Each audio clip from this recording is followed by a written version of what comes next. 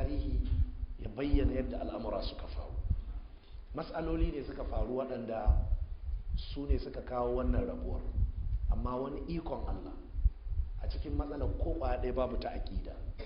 Wato babu wani malamin izala ƙwaya ɗaya wanda ya ridda ya ban musulunci, ba wani malamin izala ƙwaya ɗaya wanda ya ƙaryata aya ko hadisi, ba wani malamin izala ƙwaya ɗaya wanda ya inkarin wata matsala wadda take sananniya ce a cikin alkur'ani ko hadisi ko ijma'i, babu. To me ya faru? Matsala ce dangane da harkokin kuɗi da kuma harkokin shugabanci, sai kuma makircin wasu zindiƙan sarakunan gargajiya da kuma wasu zindiƙan 'yan siyasa waɗanda su da dama na sha ishararsu a wani su wa'azozunawa, kuma a cikin waɗannan makaloli rubutattu na faɗi sunansu ƙarara, wanda wannan yana daga cikin wuraren da za su tayar da hankali kwarai da gaske a cikin waɗannan rubuce-rubucen nawa. Domin wani wanda masaraucin gargajiya ne wanda ya taɓa furta wata kalma ya ce mutanen nan sun ci mutuncinmu da malamanmu, kuma ba zan kwanta in mutu ba sai na gana tarwatsa su. Haka kuwa sai da ya san makircin da ya yi, wannan bukatar shi tashi ta biya, kuma ya kwanta ya mutu a irin wannan halin da ya bar ainihin al'umma cikin rikici. Shi yasa yana daga cikin shawarwari da zan yi tsokaci insha Allah ta'ala, in Allah ya so zan ba da shawarwari waɗanda nake fatar in an kiyaye su da ikon Allah za su taimaka mana kwarai da gaske ka a sake ganin irin wannan musiba. Domin wannan musiba ce ba ga kungiyar izala kadai ba, ba kuma ga ainihin ahlus sunna kadai ba, musiba ce wadda ina tabbatar muku da cewa musibar rabuwar kungiyar izala tana daga abin da ya kai Najeriya a yau a halin da ta samu kanta na rikicewar shugabanci da matsalar tattali da matsalar tsaro da kuma matsalar rashin sanin ina ce alkibla. Wannan yana daga cikin abin da na gamsu da shi kuma ne imani da shi. Rabuwar nan ta kungiyar izala ta taimaka wajen samuwar waɗannan abubuwa, amma kaɗan yi haƙuri kaɗan, insha Allah ta'ala mai yiwa bayanai na yau ko na gobe za su gamsar da kai zuwa ga yadda da wasu daga cikin waɗannan ainihin abubuwa. Allah maɗaukakin sarki ya taimaka. Bayan wannan rabuwa ta faru sai ainihin aka samu shaidanin mutane da shaidanin aljanu waɗanda a da ba a taɓa jin sunansu a cikin ƙungiyar ba, sai suka ainihin koma kowane ɓangare suka yi ta ziga, suka yi ta ainihin ingizawa. Malam Abubakar Gumi a lokacin aiki ya ƙaru gare shi, domin kaga dai irin aikin da ke kan Malam Abubakar Gumi, duk rikicin da ya faru to can ake rankayawa a tafi. Kuma in na ce maka can wurin Malam Abubakar Gumi ba daga Jos ba kadai, ba daga Bauchi ba, daga ko'ina a Najeriya, daga ko'ina a yankin Afirka haka ake zuwa wurin Malam Abubakar Gumi. Misali, mu dinnan a Zaria akwai lokacin da wannan matsala ta tasmi'i ta kai mu wurin Malam Abubakar Gumi. Mun tsaya daidai da ake sai da doya da dankali dinnan a nan da ake kira kwana fara kwai, sai kuma sabani ya faru a tsakanin mu, shin za a yi sallah kasuru ne ko kuwa cika sallah ba a yi.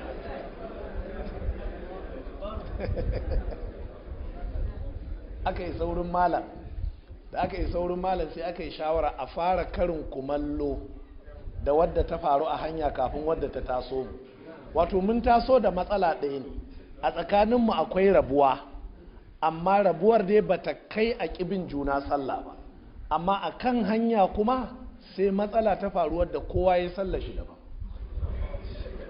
Shine wasu sun yadda a kwana fara kwai din nan a yi raka'a biyu a zahar, wasu suka ce a'a sai in an isa Kaduna din ne za a fara yin raka'a biyu.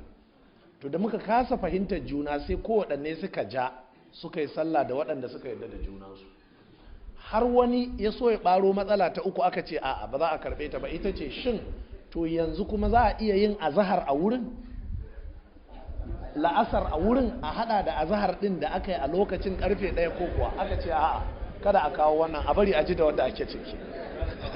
ina fata an gane. Allahu akbar. Da aka je wurin Malam Abubakar Mahmudu Gumi aka fara da wannan, malam ya danyo kasa da tabaran shi ce to da yake ku malamai ne ba wai mil 48 ba, har mil 1 ma ana yin kasu. Amma ku je ku yi karatu, amma fa don ku malamai ne. Ina fata an gane. To haka dai al'amari ya ci gaba jama'a. Ana cikin wannan sai kuma aka fara tafiya wurin malam domin neman sulhun abin da ya faru. A ƙashin gaskiya saboda Allah, a wannan lokacin ni ban cika zama a nan Zaria ba saboda ina makaranta a Kano, sai dan abin da bana rasawa.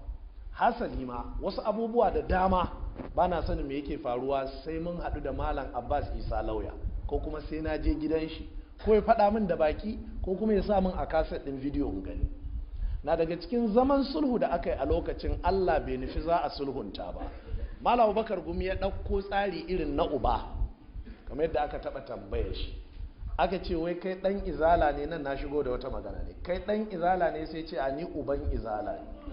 Yawwa, a matsayin Malam Abubakar Gumi na uba, da ya zauna sai ya ce to kun ce kun yi saɓani, haka ne suka ce, to amma kuma kun bayyana cewa kun sulhunta wannan saɓani, haka ne suka ce, to tun da wannan saɓani bai shafi aƙida ku ko kuma wani abu na fatawa ba, to bayan wannan rikici an sulhunta, har suka ce an sulhunta, an yi hannu da juna.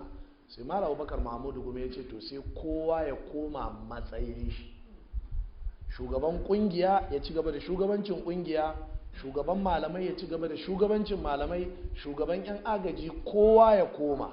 Sai aka samu wani wanda ba lallai in faɗi sunan shi a nan ba, sai ya bugi wata kujera wadda take gaban shi, ya ce sam, sai ya nuna Ismaila Idris, ya ce har abada ba zan buwa nan ba. To daga nan ne wannan abu ya gagara. A lokacin har Malam Abubakar Gumi sai da kwalla ta fito mishi, aka watsi. Ana nan malamanmu suka taho daga Jami'ar Islamiyya da ke Madina a ƙarƙashin shugabancin Muhammad Zarban Al-Ghamidi, wanda shine bosa na Jami'ar Musulunci da ke Madina a lokacin, kuma limami ne a wannan lokaci daga cikin limaman masallacin Quba. A yanzu ku shine babban limamin masallacin. Yayo jagoranci daga cikin malamanmu da na iya tunawa a lokacin, akwai Muslih Al-Harifi wanda ya karantar da mu ilimin hadisi da jarh wa ta'dil. Akwai Muhammad Salih Ubaidin Nami wanda ya karantar da mu usulul fiqh da alqawaid al-fiqhiyya. Shi ya rasu bara, Allah ya gafarta mishi. Bara waccan afwan, Allah madaukakin sarki ya gafarta mishi. Daga cikin malamanmu akwai ainihin wato Malam Suhaimi, makaho ne dottijo, malamin aqida. Akwai Ali Nasirul Faqihi. Waɗannan su ne malaman da na iya tunawa an zo a lokacin an zauna da su akan sun zo su sa baki kuma su taya Malam Abubakar Gumi game da sulhunta waɗannan 'ya'ya nashi, amma dai sulhun bai yi nasara ba. A wannan lokacin har na iya tunawa shi wancan malamin namu da na ce ya rasu, Muhammad Salih Ubaidin Nami, ya same ni yake cewa ku waɗanne irin mutane ne. Ya ce mu a ƙasar Saudiya ba yadda za a yi bin baz a ce wata matsala ta gagare shi wadda take cikin malaman Saudiya kam. Ya ce ya za a ce kamar Abubakar Gumi a cikin ku bai sai gaya muku magana ba. Ya ce to al'amari ne haka dai Allah ya nufa. Ya ce in dai da'awar ahlus sunna kuke dole ku gyara. Allahu akbar. An yi sulhun a yanzu, shi Allah ya ɗauki ran shi. Amma wani abin farin ciki shi ne Zarban yana nan da ran shi, Ubaidin Nami shi ne ya rasu, duk sauran suna nan da ransu, har Muhammad Al-Amin wanda malami ne na kira'a, dukkan suna nan da rai. Zarban yana samun labari sai da ya bugowa Malam Sani Jingir, Malam Sani Yahaya Jingir, sai da ya bugo mishi waya makon da ya wuce daga Madina, yana shi mishi albarka kuma ya nemi mishi murnar wannan hali na dattaku da suka yi. Alhamdulillah wannan abu ya yi mana farin ciki. Muna fatan Allah maɗaukakin sarki ya sa wannan ba sababi ne kaɗai na haɗewar ƙungiyar izala ba, amma na ahlus sunna gaba ɗaya. Ba sababi ne na haɗewar ahlus sunna gaba ɗaya ba, amma haɗewar musulmi gaba ɗaya. Domin kamar yadda zan bayyana, labari ya zo gare mu cewa 'yan tijjaniya su ma sun kira taro na haɗin kai. Madalla, kaga magana ta fara bayyana. idan su ma suka haɗe shikenan sai kuma a zo a fara strategizing yaya kuma za a fara ɗaukar matakai kamar yadda shawarwari na nan za su nusa game da yadda za a haɗe tsakanin izalar da ɗariƙa, saboda kowa ya san kowa kuma yanzu kowa ya gama faɗan abin da zai faɗa kuma kowa ya san inda kowa ya fuskanta, kuma gaskiya ta gama bayyana ta rage in an so a bita abu ne mai sauƙi a bita. So da haka nake cewa wannan haɗuwar in Allah ya so alherinta zai bayyana ga duk wani mai hankali kuma duk wanda ya cire son zuciya. Allah maɗaukakin sarki ya taimaka. Daga cikin shawarwarin da ni nake so zan gabatarwa da ƙungiyar da kuma duk wani wanda yake ainihin wato fatan alheri tare da mu game da mutanen ƙungiyar ga su kamar haka.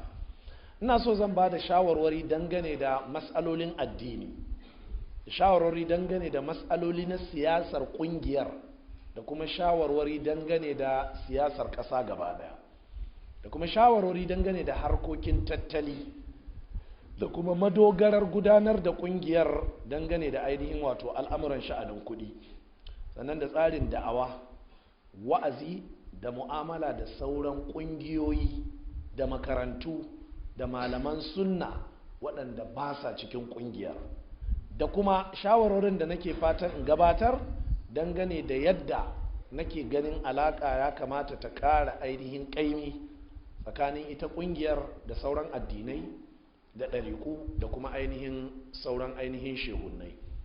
Sannan daga ƙarshe zan cike da wasu abubuwa guda biyu masu matuƙar muhimmanci. Zan gabatar da tsarin ahlus sunna wal jama'a wajen tabbatar da addinin gaskiya, wanda riko da wannan tsarin insha Allahu ta'ala zai taimaka mana wajen haka kada ta sake faruwa insha Allahu ta'ala. Sannan daga ƙarshe zan ɗauko mana wasu wasiyoyi da na samo su a cikin wani littafi daga cikin littattafan ɗan fodiyo waɗanda nake ganin za su amfanar a wannan tsari insha Allah.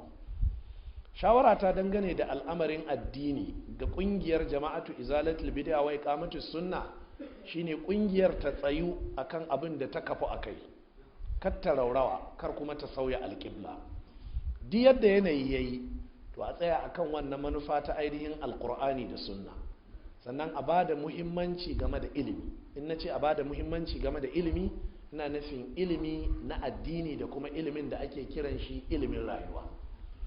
Mai yiwa wani zai ce ai wannan dama tuntuni kungiyar tana ba da muhimmanci a kai, amma wani wato gaskiyar lamari na daga cikin sakacin da aka yi a cikin kungiyar shine barin matasa sai mutum ya je ya yi karatu an ji shi ya taso sannan sai a yi ƙoƙarin jawo shi ya taho cikin ƙungiyar. Ya kamata ya zama ƙungiyar tana da ruwa da tsaki game da matasan da ke tasowa cikinta game da karatuttuka da suke na addini da na rayuwa. Abin da nake nufi shi ne akwai matasa da dama waɗanda suka taso a cikin ƙungiyar suna karatu na addini. Idan kungiyar ta ji ya zama malami a lokacin za a gayyato shi, to me yiwa rabuwa da shi da aka yi can ya je ya ɗarsa su da wasu irin tunane-tunane waɗanda in ya dawo cikin kungiyar zai haifar da matsala. Wato kenan a lokacin da yake neman ilimi yana neman ilimi ne a matsayin wani abu wanda kungiyar ta saka mishi karsashi, amma shi ya tafi a ƙashin kanshi. Sakamakon wannan da dama wasu da suka dawo karatu sai su ainihin koma gefe guda ba abin da ya shafe su da ainihin kungiyar. An samu irin haka da dama a ainihin cikin kungiyar, kai wasu ma dawowa suke suna ainihin fada da kungiyar fada fafur, waɗanda ba sai na kai ga ainihin ambatansu ba. Mutanen waɗannan garurukan idan wannan saƙon na waje gare su za su iya bugawa kansu misalai da kansu. To shawara ta ga kungiyar shine ta zama tana da ruwa da tsaki game da matasanta. Ba ga wannan ba, ta zama tana da ruwa da tsaki game da makoman rayuwar matasanta. Na je na zauna a wani gari a arewacin ƙasar nan a inda na ga cewa malaman garin ba a ƙarƙashin wata ƙungiya suke ko ɗariƙa ba, malaman soro ne, amma suna da ruwa da tsaki hatta ga nau'in matan da almajiransu za su aura. Ba sa sakaci, kowane almajiri suka karantar ya je a wuri kowace 'yar talla ko kuma direbar tire. Saboda haka wajibi ne gaskiya a bada muhimmanci game da sanin makomar ɗaliban. Ina mai bakin cikin cewa sakamakon wannan rashin bada muhimmancin akan haka, yau akwai kasurgumin wani ɗan shi'a daga cikin 'yan shi'a a nan garin, kuma har zuwa inda yake yada da awashi uban shi na daga cikin jigajigan kungiyar izala. To wannan gaskiya saboda Allah muna fatan kungiyar ta tsaya ta fahimci me muke cewa tukuna, sannan ta bada muhimmanci game da haka. Haka nan masu karatun boko, ɗaliban kungiyar suna nan da yawa a ƙasar gaba ɗaya, waɗanda yau wasunsu professors ne, wasunsu doctors ne, wasunsu likitoci ne, wasu engineers ne, wasunsu sun kware a fagage mabambanta a tasowarsu 'yan kungiyar ne, amma a yanzu ba ruwansu da kungiyar. Saboda galibi idan ya taso karatu daga Gombe ta BUK, shi kenan ya rabu da harkokin kungiyar ta rabu da shi. Da za a ce reshen kungiyar zai rinka bi yana zama da waɗannan ɗalibai lokaci zuwa lokaci, ana gane koke-kokensu da wasu matsalolinsu, ana taimaka musu ta harkar karatu da rayuwa, ma'ana ana da cikakken sa ido akan me yake faruwa.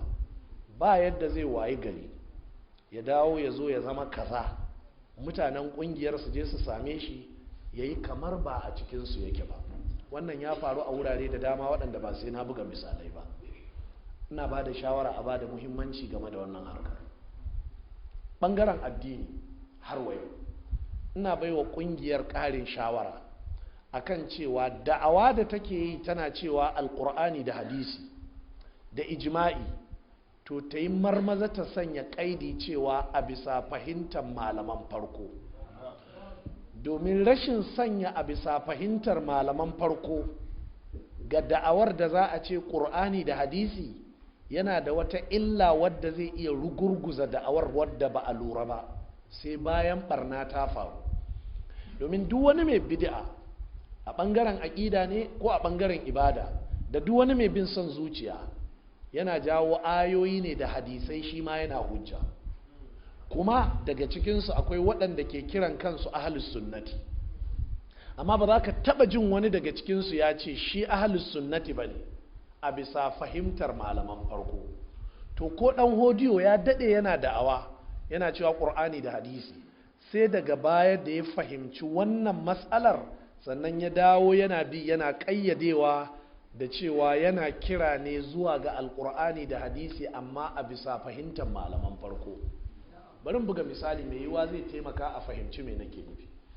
Hakikanin al'amari, kira zuwa ga cewa a bi alƙur'ani da hadisi a bisa fahimtar malaman farko ba ƙungiya ba ce, ba kuma ainihin wato wata mazhaba ce ake kokarin a takura ka ko a rabu da kai daga wadda kake zuwa wata ba, amma manhajiya ce ta ahlus sunna daga lokacin da rigingimu suka faru waɗanda suka haifar da fitowar khawarijawa waɗanda ke kafirta musulmi kai tsaye ba tare da sun auna menene zai kai menene zai komo ba, menene ma'ana kafircin, menene kaza, menene ma'ana abin da ya aikata, da kuma halatta jinin ire-iren waɗannan musulmi.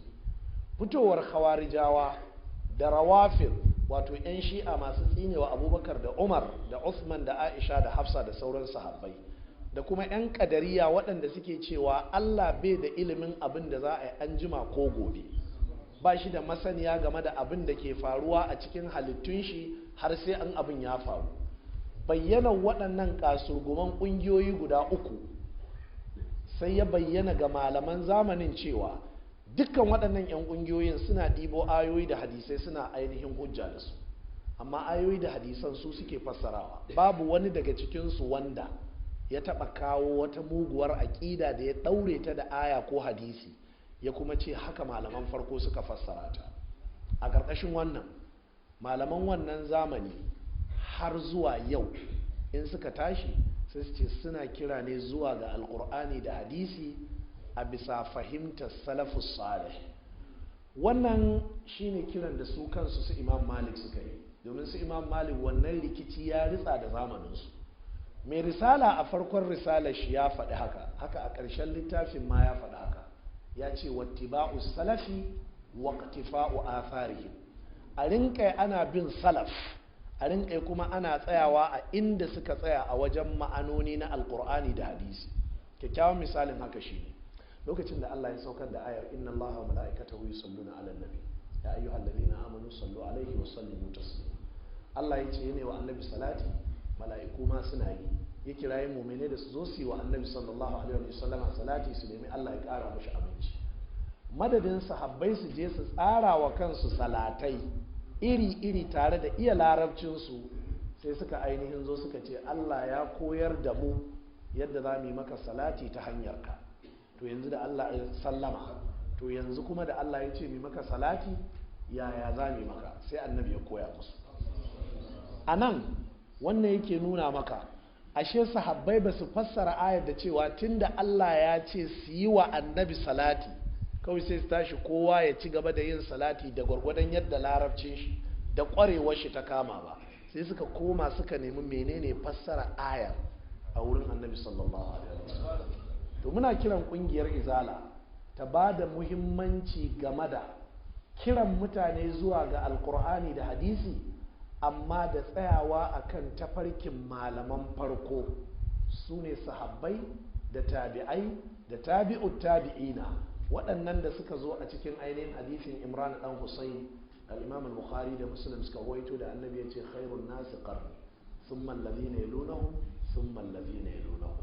Waɗannan mutane su ne waɗanda Allah madaukakin sarki ya amintu da su, ya yadda da su, ya ce was-sabiquna al-awwaluna min al-muhajirina والأنصار والذين اتبعوهم بإحسان رضي الله عنهم ورضوا عنه.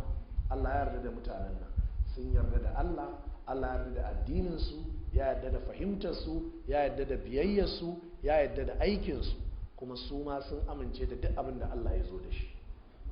Idan har kana so Allah ya yarda da kai, to sai kai kuma ka bi salo irin nasu. Na haka yace wallazina tabauhum bi ihsani, haka waɗanda suka bi bayan waɗancan da kyautatawa. Don haka kira muke yi zuwa ga aikaidi ga wannan. Na san cewa a wurare da dama an rinka samun lokutan da an rinka isharori zuwa ga waɗannan, amma ina kira ne akan a ba da muhimmanci game da abin. Yana daga cikin makaran da ke kare bid'a su zo, domin duk abin da ka kawo ka ce ai ga aya ita kai hujja da ita, sai a ce wane ne ya taɓa fassara ayar haka daga annabi, sahabban shi, tabi'ai da tabi'ut tabi'ina. In baka da shi sai a ce kaga babu alheri a cikin fassararka. Ina fata an gane. Amma in ba a yi wancan kaidi ba, to akwai sauran rina aka ba. Sannan a ba da muhimmanci game da ainihin karantarwa a bisa manhajiya ta salaf. Wannan ma na san cewa ana karantarwa kwarai da gaske a cikin kungiyar izala, amma abin da nake ishara a nan shine ba da muhimmanci dangane da mas'ala ta ilimi din kwarai da gaske. Mai yiwuwa waɗannan abubuwan ba za su zo a cikin wannan kaset din na ɗaya ba, sai dai a kaset din da za a yi na gobe. Mai yiwuwa a nan ne ire-iren waɗannan abubuwan za su bayyana. Allah maɗaukakin sarki ya taimaka. Abu na biyu, dangane da siyasar ƙungiyar, lallai alhamdulillah na yi matuƙar farin ciki kwarai da gaske. Don haka mutumin farko da na fara bugawa waya shine Malam Sani Yahaya Jingir. Allah ya sa ban same shi ba, ashe shi ya yi ta bugo mini can, sai Allah ya sa yana sake bugowa sai ga ainihin wayar shi, sai na ɗauka. Ya ce ina Kaduna kana Kaduna, baka zo mun gaisa ba, baka ji abin da ya same mu na alheri ba. Na ce wallahi akramaka Allah kai hakuri, na ji amma a makare, domin za ku yi mamaki in na ce muku Malam Shu'aibu na masallacin nan da ke karatu a jami'ar Madina, shi ya bugo min waya yake cewa akramaka Allah ka samu labarin za a yi taron haɗin kai ko ana taron haɗin kai a masallacin Sultan Bello na Kaduna, kuma menene matsayinka game da wannan taron? Na ce mishi wallahi yanzu nake ji a bakinka, ni ban ji ba, wani kuma bai zo ya gaya min ba, sai da ya bugo daga Madina yake gaya min. Na ce amma ala ayyi hal alheri ne mai girma matukar za a haɗu. To abin da ya faranta min rai, na san malam Sani Yahaya da gwargwadon iko dattijo ne, malami ne, kuma na ji irin yadda Allah maɗaukakin sarki ya tausasa zuciyar shi da irin kalmomin alheri da ya yi a wurin ta'aziyar marigayi mai gani. To daga nan sai na san cewa an yi nasara a kan wannan shaidanin da ya jawo wannan bala'i. Na biyu da aka yi zaman sai na ji cewa an zaɓi malam Abdullahi Balalau ya zama shi ne ainihin shugaban ƙungiya. Ni na san malam Abdullahi Balalau kyakkyawan sani, domin yayan shi kuma ɗan uwan shi kuma malamin shi kuma mai gidan shi a Sheikh Ibrahim Bawa mai shinkafa shi ya fara haɗa da shi. Yau kusan shekara 15 kenan ko 16. Na san shi malami ne, mutumin kirki mai tawali'u, har na zauna a ainihin Adamawa in dai a Jimeta zan yi sallar juma'a a masallacin shi nake sallah. Malami ne na sunna. Matukar ka ga ban yi sallah masallacin shi ba, to ina cikin garin Yola ne, domin Yola tana kamar Zaria ne, yadda kake ganin cikin garin Zaria da Sabon Gari. To su suna kamar bangaren Sabon Gari ne Jimeta. Masallacin shi masallacin Dube ne, a nan nake sallah. Wani lokacin takan kai mini ma hatta hira ma nan nake zuwa in zauna na yin salloli 5 da makamantansu. Don haka kada wani ahlus sunna ya ji tsoron kasantuwar an zaɓi malam Abdullahi Balalau a matsayin shi na shugaba. Insha Allah ina tabbatarwa da al'umma musulmi ba zai ba ku kunya ba. Kuma shekara 15 din nan da ta wuce na dawo Yola, akwai kaset da ne guda 2 ko guda 3 wanda sai da ne ta jinjina mishi, ina yaba mishi, ina faɗin halayen shi na alkhairi. In Allah ya so hannunmu zai kai kan wannan kaset, yana cikin tattaruwar kasusuwar mu, za ku ji, za ku gane cewa ba in ne mishi wannan yabo na alkhairi ba ne dan wannan matsayin. Tintini na san shi kuma na faɗi waɗannan alkhairan a kan shi. Haka na jinjina kuma na yaba da zaben da aka yi wa shi malam Sani Yahaya Jingir a matsayin shi na shugaban malamai, da kuma shi wannan dattijo da aka ɗauko aka sa a matsayin shugaban agaji. Wannan tsarin ya yi kyau, domin yana daga cikin shugabannin agajin na farko, in ma ba shi ne na farko ba. Kuma kamar yadda na faɗi a ɗazu, hannun shi yana daga cikin waɗanda aka yi signature wajen baiwa ƙungiyar rajista a lokacin shugaban ƙasa Babangida. Don haka abin da aka yayi daidai, kuma na gode Allah da duk waɗanda aka ce su matsa daga mukami kaza a sawa ne ba su yi fushi ba. Allah ya saka musu da alheri. Kuma shawara a nan ita ce, don girman Allah, wanda dukke cikin ƙungiyar da wanda baya cikin ƙungiyar, kowa ya ƙoƙarin yayyafa wa kanshi da zuciyar shi ruwa. Waɗannan abubuwan da kuka ji, hatta an rinka samun wasu daga cikinsu suna sukar da'awa irin tawa da ni kaina. Sharri ne daga cikin sharrin rabuwar. Yanzu za ku ji babu haka, za ku ji babu haka. Shi yasa sharrin rabuwar jama'a har kiristoci ya ruguza ba su sani ba ne.